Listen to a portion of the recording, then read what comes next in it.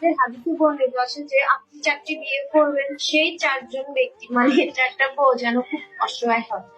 এমন না যে আপনি গরিব হওয়া সত্ত্বেও মানে আপনি তাদেরকে চালাতে পারার কোনো ক্ষমতা নাই, তারপর আপনি দেখে শুনে 25 সুন্দরী সুন্দরী রমণী বিয়ে করবেন, এরকমটা কিন্তু জায়েজ নেই।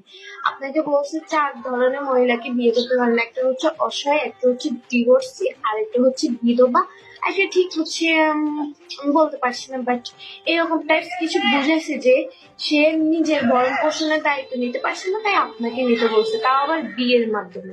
হ্যাঁ, এখন আপনারা কি করেন?